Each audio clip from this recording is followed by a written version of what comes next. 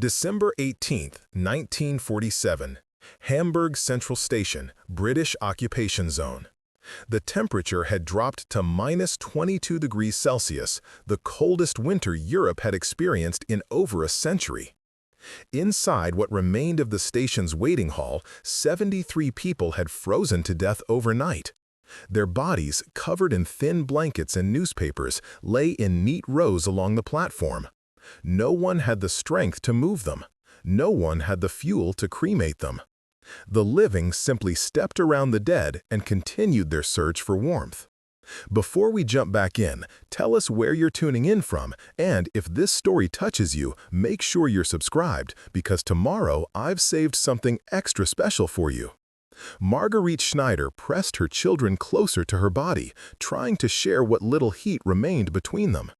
Her daughter, 8-year-old Anna, had stopped shivering an hour ago. That terrified Margarethe more than the crying had. When children stopped shivering, it meant their bodies were shutting down. She had seen it happen to her neighbor's son 3 days earlier. The boy had simply closed his eyes in his mother's arms and never opened them again. Outside the station, the city of Hamburg lay buried under snow and rubble. 2 years after the war's end, the destruction remained almost untouched. Entire neighborhoods existed as frozen wastelands of broken concrete and twisted metal.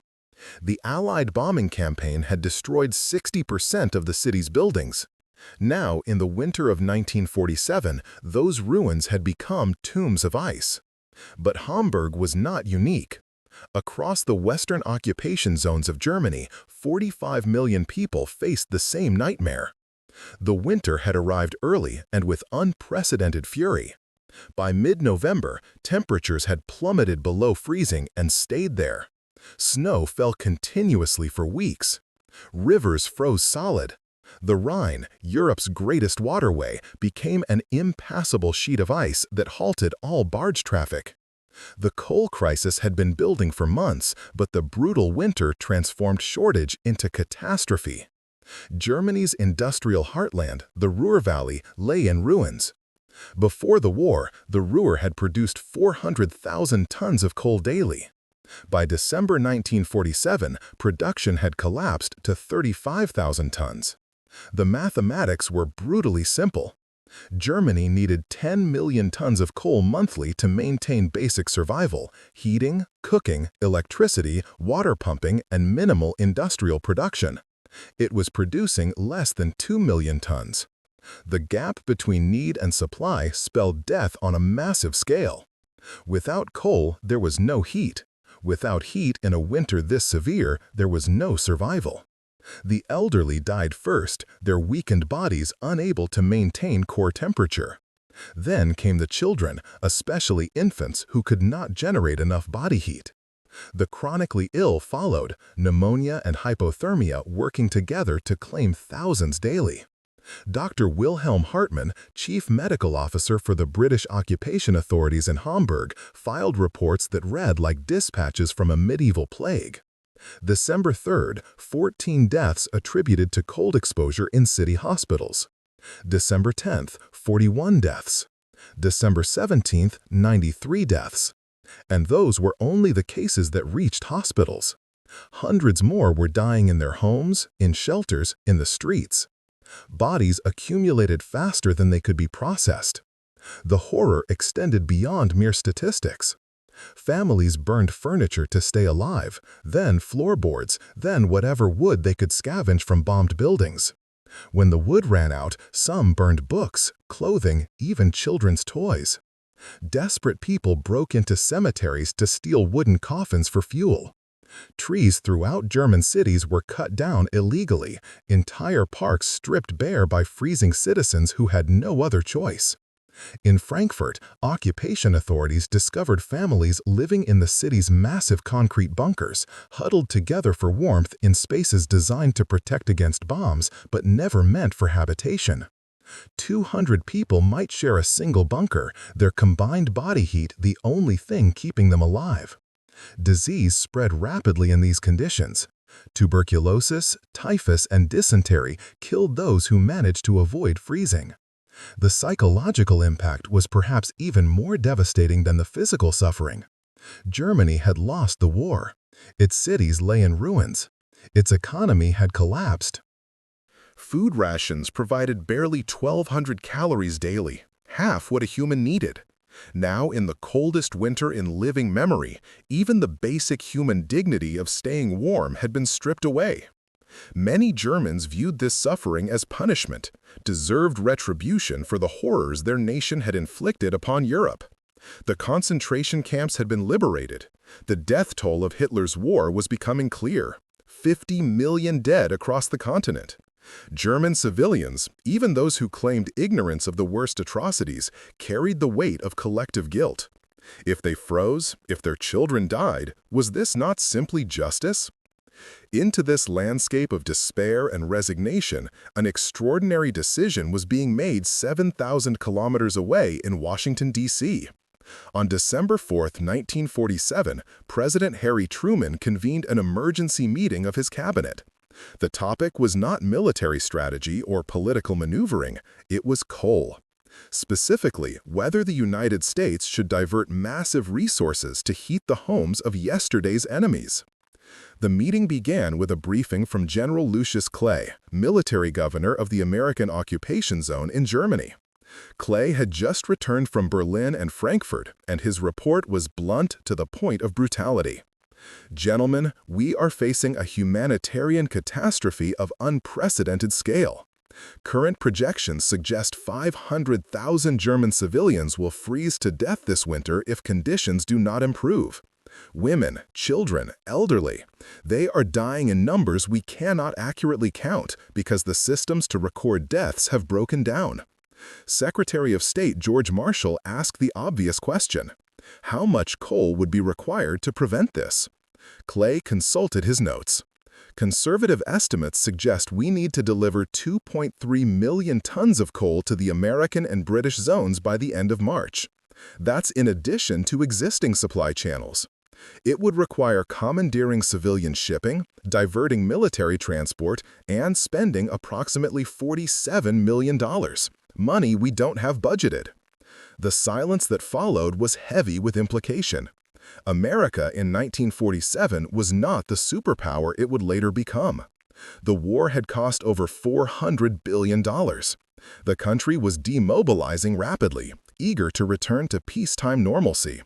Food rationing had only recently ended for American citizens. The Marshall Plan for European reconstruction was still being debated in Congress, facing significant opposition from those who questioned spending American money to rebuild foreign nations. And now Clay was proposing to spend tens of millions to heat German homes. German homes. The homes of people whose nation had started a war that killed 400,000 Americans, whose submarines had sunk American ships, whose ideology had threatened everything America claimed to stand for. Treasury Secretary John Snyder voiced what many in the room were thinking. General Clay, I understand the humanitarian concerns, but we're being asked to divert scarce resources to warm the enemy, not our allies, not neutrals, the Germans. How do I justify that to Congress? How do we justify it to American families who lost sons liberating Europe? Clay's response would become famous in foreign policy circles. Sir, I watched German children freeze to death last week, 3 and 4 years old. They didn't start this war. They didn't vote for Hitler. They're just children who are cold. If we have the capacity to save them and choose not to, what does that make us? Truman, who had been silent throughout the exchange, finally spoke. His words were measured but carried absolute conviction. Gentlemen, we won this war because we represented something better: democracy, human dignity, the rule of law. If we let 500,000 civilians freeze to death when we have the means to prevent it, we prove Hitler right. We prove that might makes right, that human life only matters if it's on the winning side. Preparing and narrating this story took us a lot of time, so if you are enjoying it, subscribe to our channel. It means a lot to us. Now back to the story. I won't accept that. The president turned to his Secretary of Defense. How quickly can we mobilize the shipping? "Within 3 weeks if we prioritize it," came the response. "Then do it," Truman ordered. "I want every available transport moving coal to Germany, military and civilian. I want the logistics planned like a combat operation, because that's what this is, a fight against winter itself." But Truman knew the real battle would be political. Congress controlled appropriations, and many representatives were already hostile to foreign aid spending. The American people, exhausted from years of sacrifice, might not support helping former enemies. The president would need to make his case to the nation. On December 11, 1947, Truman addressed the country via radio. His speech was remarkable for its moral clarity and its refusal to sugarcoat difficult truths. "My fellow Americans, I come to you tonight to speak about a hard choice. In Germany, our former enemy, hundreds of thousands of civilians are freezing to death. The winter is the coldest in a century. Coal production has collapsed. People are dying in their homes, in shelters, in the streets. I have authorized an emergency program to deliver 2.3 million tons of American coal to Germany over the next 4 months. This will cost approximately $47 million. It will require diverting ships and resources we need elsewhere. Some will ask why we should help those who fought against us. That's a fair question. Here's my answer. We didn't defeat fascism just to embrace cruelty. We didn't sacrifice 400,000 American lives to prove we could be as heartless as Hitler. We fought for something better, for the idea that human life has value, that children shouldn't freeze because of decisions made by dictators before they were born, that mercy is not weakness but the highest form of strength. If we let these people die when we have the power to save them, we betray everything we fought for. We become the very thing we defeated. I won't let that happen. America will not turn its back on suffering we can prevent. That's not who we are." The response was mixed, but largely supportive. Editorial pages across the country debated the decision. The New York Times praised Truman's moral leadership. The Chicago Tribune questioned the wisdom of helping Germans while American needs remained unmet. Letters to the editor revealed a nation wrestling with complex emotions: anger at Germany, compassion for suffering innocents, pride in American generosity, resentment at continued sacrifice. But while America debated, the machinery of logistics swung into action. What followed was one of the most remarkable humanitarian operations in history, a massive mobilization of resources to save lives across an ocean. The scale and speed of the operation would have been impossible without American industrial and organizational capacity, the very capacity that had won the war, now repurposed to win the peace. The operation was codenamed Winter Shield, a name that perfectly captured its purpose. The command center was established in Frankfurt under General Clay's direct supervision. Clay appointed Colonel Thomas Harrison as operational commander. Harrison had run supply operations during the Battle of the Bulge and understood logistics under pressure. He assembled a staff of 40 officers and began planning the most complex peacetime supply operation yet attempted. The first challenge was sourcing the coal. American coal production in 1947 was approximately 600 million tons annually, but most of it was already allocated. Domestic heating, industrial production, power generation, and export contracts consumed virtually every ton mined. Finding an additional 2.3 million tons required complex negotiations with mining companies, railroad operators, and port authorities. Harrison worked directly with the National Coal Association to identify surplus capacity. Mining operations in Pennsylvania, West Virginia, and Kentucky agreed to increase production temporarily. The coal would come from dozens of mines, loaded onto trains and transported to East Coast ports. The logistics required coordinating hundreds of train movements and thousands of rail cars. Simultaneously, Harrison's team tackled shipping. The operation required transporting 3 million tons across the Atlantic in 4 months. That meant moving roughly 575,000 tons monthly, or about 19,000 tons daily. Each Liberty ship, the workhorse of wartime transport, could carry approximately 10,000 tons. Simple mathematics indicated they needed roughly 60 ships making continuous round trips.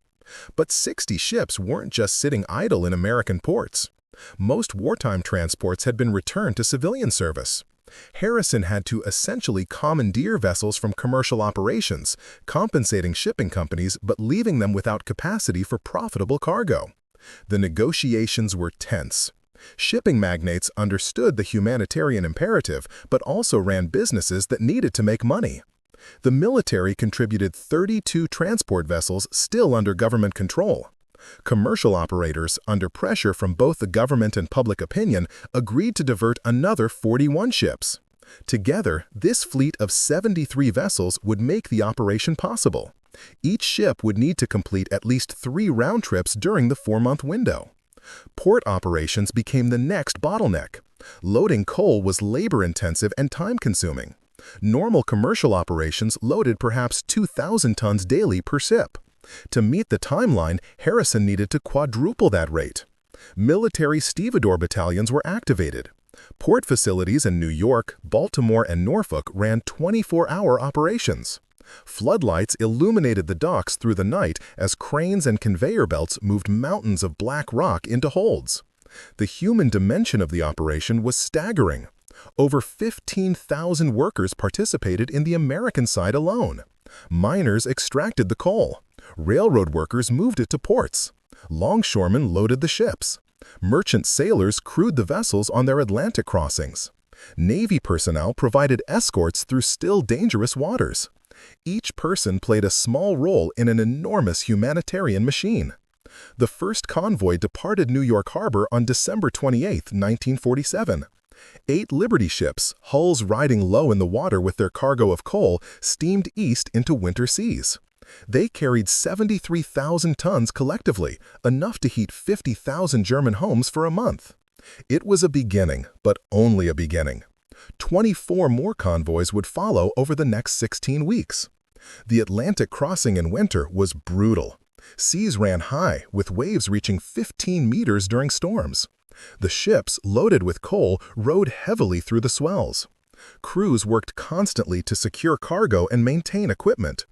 Engine rooms became infernos of heat despite the frigid exterior conditions. Sailors went days without proper sleep, grabbing rest in shifts while the vessels plowed through gray seas toward Europe. Navigation required careful coordination.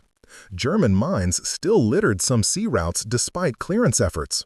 Soviet submarines occasionally probed Western shipping lanes, testing resolve in the early Cold War. Each convoy received naval escorts, destroyers that shepherded the coal-laden transports across the ocean.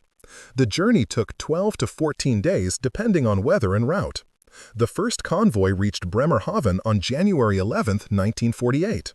German dock workers, supervised by British occupation authorities, began unloading immediately. The port facilities, heavily damaged during the war, had been partially restored specifically for this operation. 4 berths could handle the coal ships simultaneously.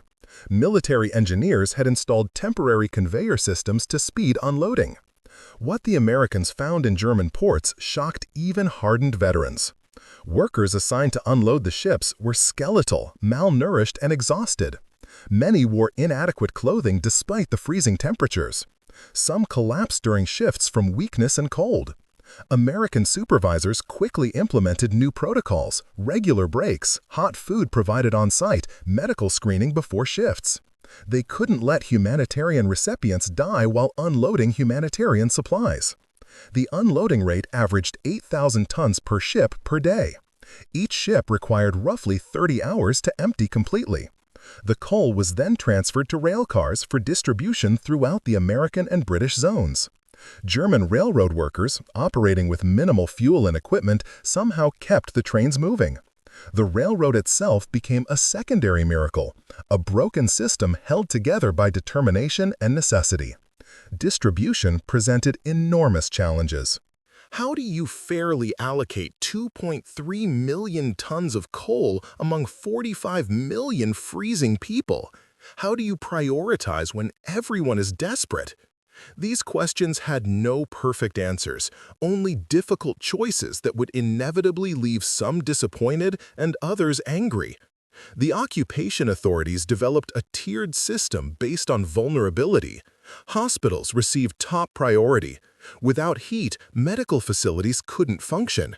Patients would die from cold added to their existing conditions. Orphanages and children's homes came second.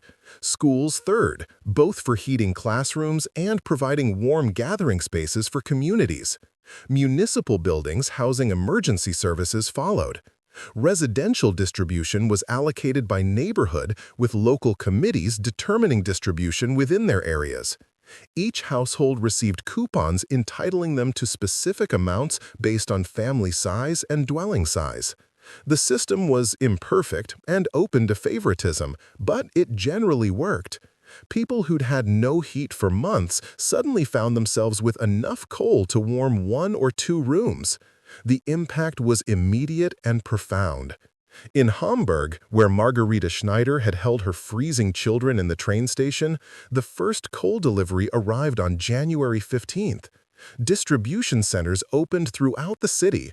Families lined up in the pre-dawn darkness, clutching their ration coupons, waiting for salvation measured in lumps of black stone. Margarethe received her family's allocation around 10 a.m., 42 kilograms of coal. She stared at it with tears freezing on her cheeks. It wasn't much. It would heat her apartment's single working stove for perhaps 10 days. But it was 10 days of warmth. 10 days when her children wouldn't turn blue with cold. 10 days when they might actually survive until spring.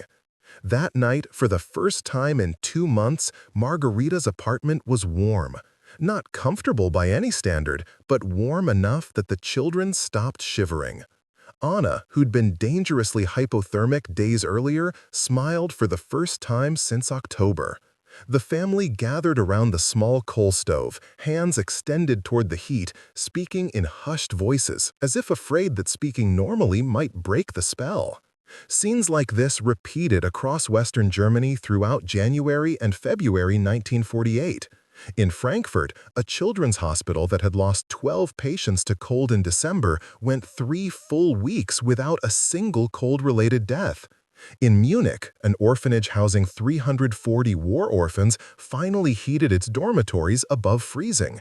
The children, many of whom had lost parents to the war, experienced something they'd almost forgotten: physical comfort. The psychological impact matched the physical relief. For months, Germans had lived with the assumption that the world had abandoned them, that their suffering was deserved punishment that no one cared to alleviate. The arrival of American coal challenged that assumption. Someone cared. Former enemies cared enough to spend millions and mobilize massive resources to prevent their deaths. This wasn't occupiers maintaining minimal order among conquered subjects. This was genuine humanitarian concern translated into massive practical action. The distinction mattered profoundly. It suggested that perhaps redemption was possible, that Germany's future wasn't just punishment and isolation, but potentially restoration and partnership. The operation continued through the winter at an extraordinary pace. Convoys arrived weekly, sometimes twice weekly. By the end of February, over 1.7 million tons had been delivered. The weather remained brutal. The coldest winter in European recorded history wouldn't fully release its grip until April.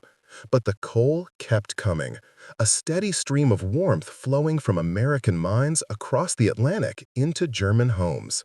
The human stories multiplied with each delivery. In Cologne, an elderly woman named Elizabeth Werner received enough coal to heat her partially destroyed apartment. She'd lost her husband and 2 sons in the war, one son killed in Russia, the other in France, her husband in an Allied bombing raid. She had every reason to hate Americans. Yet when she learned the coal warming her home came from America, she wept and said simply, "They remember we are human." In Berlin, divided between Soviet and Western control, the contrast was stark. The American, British, and French sectors received coal shipments, The Soviet sector received nothing comparable. Soviet policy prioritized punishment over humanitarian relief. The visible difference, Western sectors with heat, Soviet sector freezing, would contribute significantly to Berlin's eventual division and the broader Cold War narrative. A young boy named Klaus Dietrich, living in the American sector of Berlin, later recalled the moment American coal arrived at his school. We'd been attending classes in our coats, our breath visible, fingers too cold to write properly. Then one morning, we arrived and the building was warm, actually warm. We thought it was a miracle. Our teacher explained that Americans had sent coal. I couldn't understand why. We'd been enemies. Why would they help us? That question, repeated by millions of Germans throughout that terrible winter, would fundamentally reshape German-American relations. The coal wasn't just fuel. It was a statement of values, a demonstration that America's victory was not about dominance, but about demonstrating a better way, that the strong could help the weak without exploiting them, that former enemies could become future partners. The operation wasn't without controversy or problems.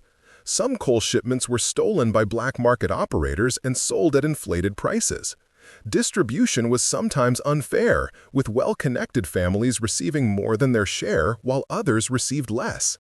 American servicemen involved in the operation occasionally clashed with German workers over procedures and priorities. The operation was massive, complex, and imperfect, but it worked.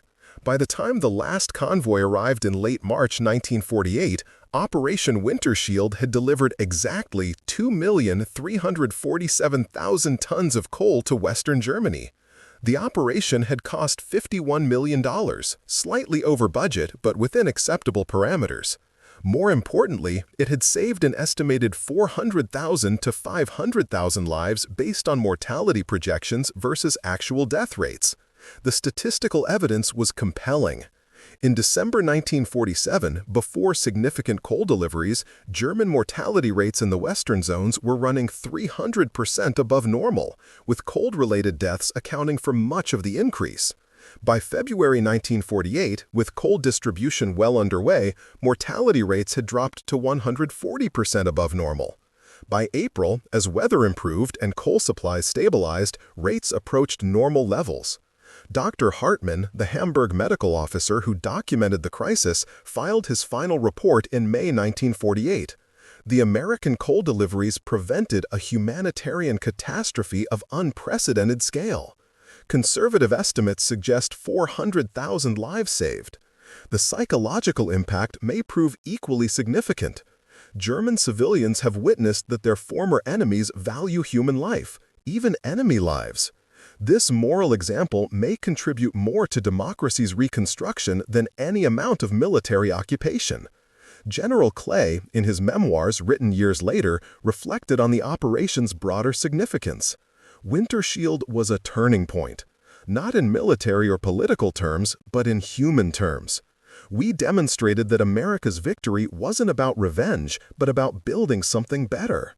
The coal we sent didn't just warm German homes, it warmed German hearts toward the possibility of democracy, partnership, and reconciliation. That warmth endured long after that terrible winter ended.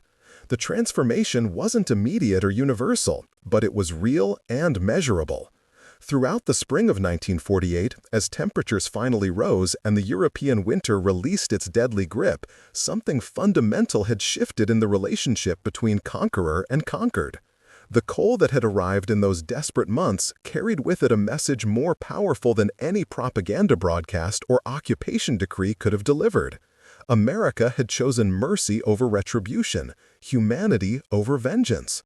In the small town of Heidelberg, nestled in the Neckar Valley, Mayor Friedrich Bauer stood before his town council in early April and spoke words that would have been unthinkable 6 months earlier. "Gentlemen, we must acknowledge what has occurred. The Americans saved this town. Without their coal, at least 2,000 of our 7,000 residents would have perished. They owed us nothing. We were their enemies. Yet they treated us as humans deserving of life. This is not occupation as we feared it. This is something entirely different." Bauer's sentiment echoed across hundreds of German communities. Town councils passed resolutions of gratitude. Churches held special services acknowledging American generosity. Newspapers, operating under occupation oversight but with increasing editorial freedom, published thousands of letters from ordinary Germans expressing shock, gratitude, and dawning hope that perhaps their nation's future wasn't as bleak as they'd imagined.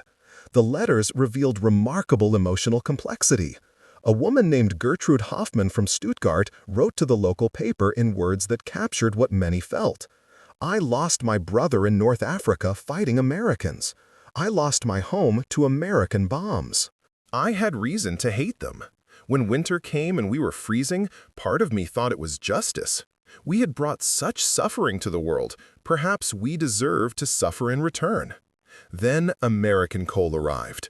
My children stopped crying from the cold. My mother, 73 years old, survived pneumonia because our apartment had heat for her recovery. How do I reconcile my grief with my gratitude? How do I hate people who saved my family?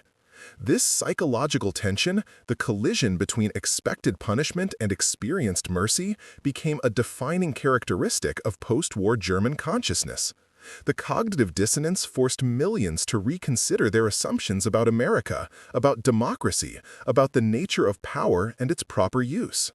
If their former enemies could be this generous in victory, perhaps the values those enemies claimed to represent, democracy, rule of law, human dignity, were more than propaganda. The educational impact was particularly profound. German schools, reopened under occupation supervision with denazified curricula, incorporated the coal delivery into lessons about democracy and international cooperation. Teachers, many of whom had taught under Nazi ideology just years before, found themselves explaining to students that strength didn't require cruelty, that victory didn't demand humiliation of the defeated, that helping former enemies wasn't weakness but profound strength. 10-year-old Helmut Fischer, attending a Frankfurt elementary school, wrote in a composition assignment that spring, "Before the coal came, I thought Americans were like the movies showed them, materialistic and soft. My father said they couldn't fight like German soldiers. But they crossed an ocean to bring us warmth when we were dying. That's not soft. That's strong in a way I didn't understand before. I want to understand it better." The American servicemen directly involved in the operation underwent their own transformation. Lieutenant Robert Henderson, who supervised coal distribution in Bremen, wrote to his wife in Ohio about his evolving perspective.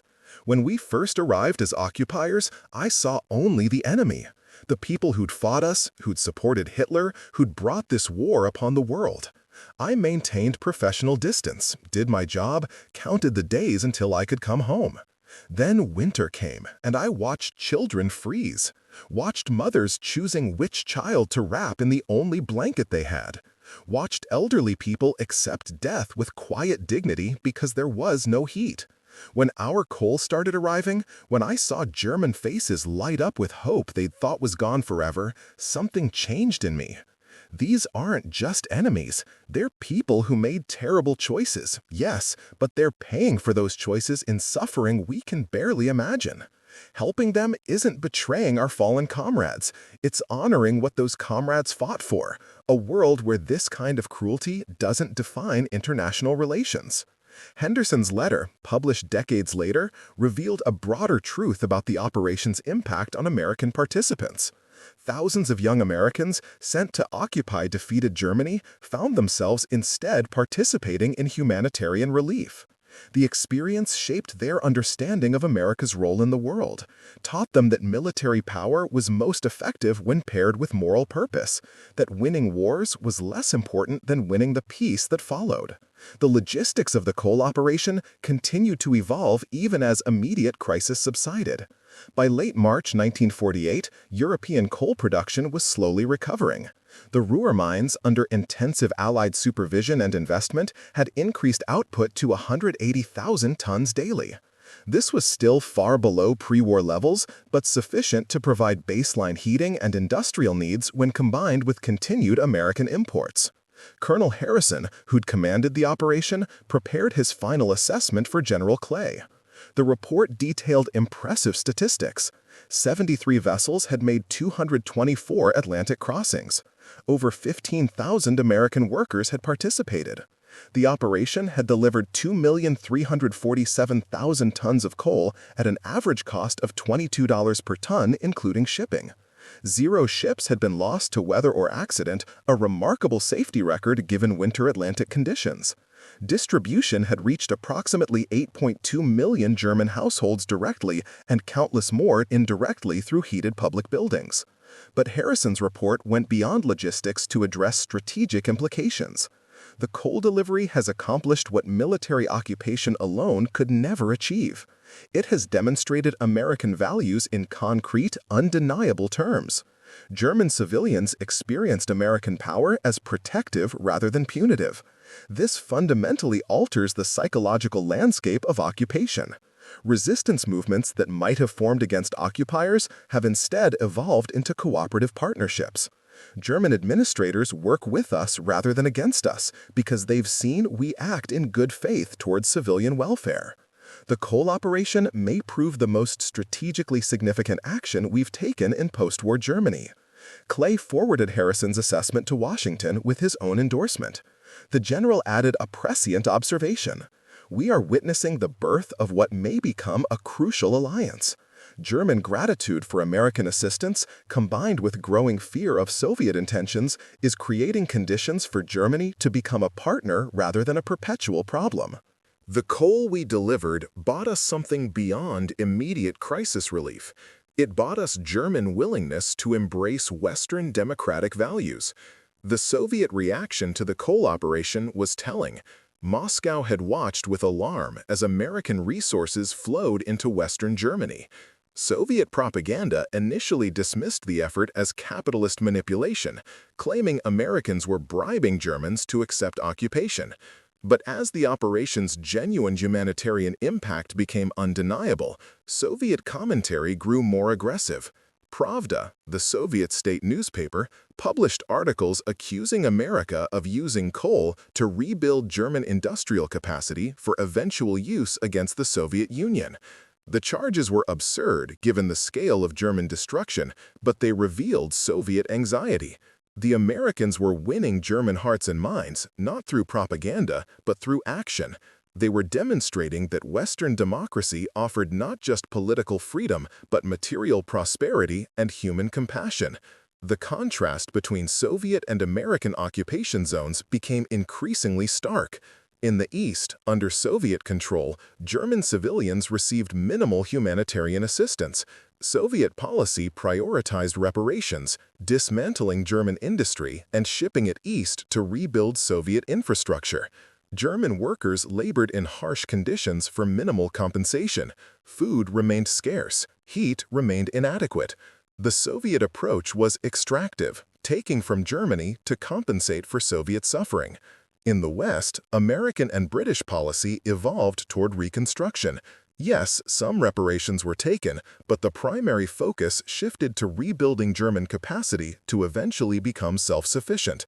The coal operation exemplified this approach. Rather than letting Germans freeze as punishment, Western allies provided resources to prevent humanitarian catastrophe. The philosophical difference was profound and would ultimately shape the Cold War's outcome. By summer 1948, the coal crisis had passed. Temperatures rose, heating demands declined, and European coal production continued recovering. The emergency phase of Winter Shield concluded in late April, but the operation's infrastructure remained active, shifting from emergency relief to supporting German economic reconstruction. American coal continued flowing to Germany through 1948 and 1949, though at reduced volumes and increasingly on commercial rather than humanitarian terms. The operation's success encouraged broader American engagement in European recovery. The Marshall Plan, which had been debated throughout the coal crisis, gained congressional approval in April 1948. Over the next 4 years, America would invest $13 billion in European reconstruction. The coal operation had served as proof of concept, demonstrating that American resources could be effectively deployed for humanitarian and strategic purposes simultaneously. German Chancellor Konrad Adenauer, elected in 1949 as leader of the newly formed Federal Republic of Germany, explicitly linked his nation's Western orientation to the coal operations memory. In his inaugural address, Adenauer stated, "When we were freezing, when our children were dying, when the world might have abandoned us to deserved suffering, America chose mercy. That choice revealed the soul of democracy.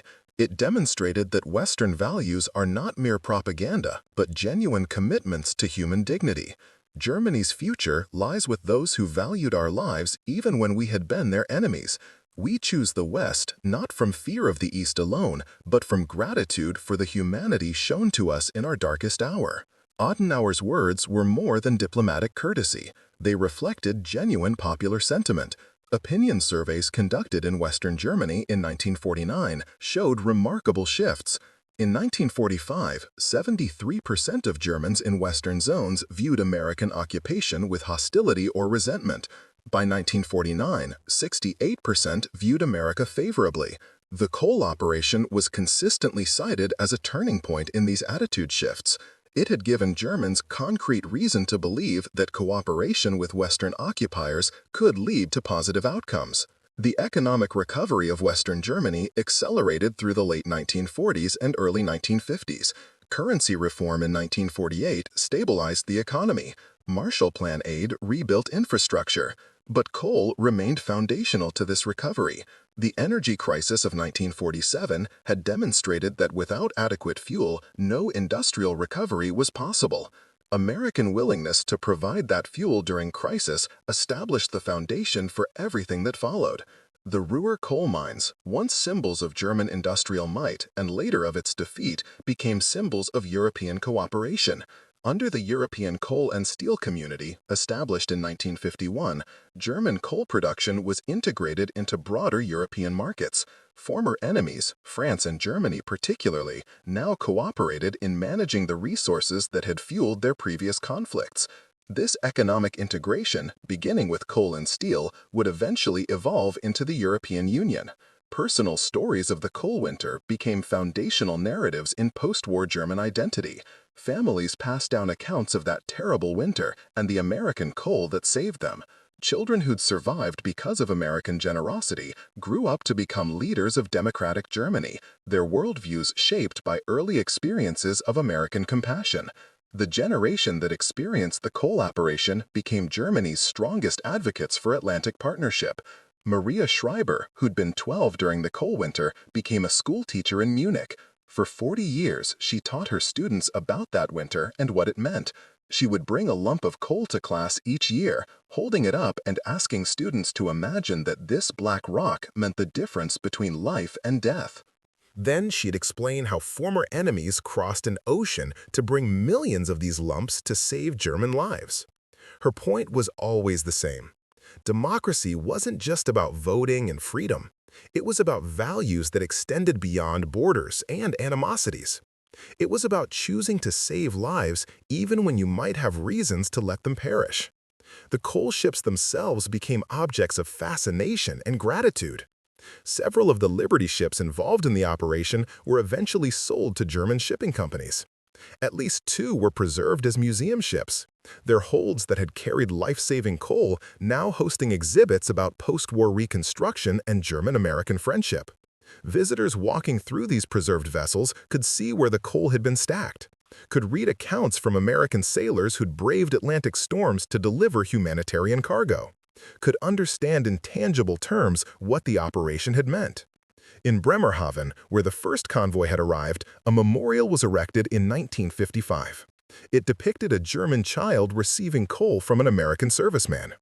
The inscription read, "In the winter of 1947, when cold threatened to extinguish hope, warmth arrived from across the sea." This monument honors American generosity and the lives it saved. May we never forget that former enemies can become enduring friends when humanity transcends hatred.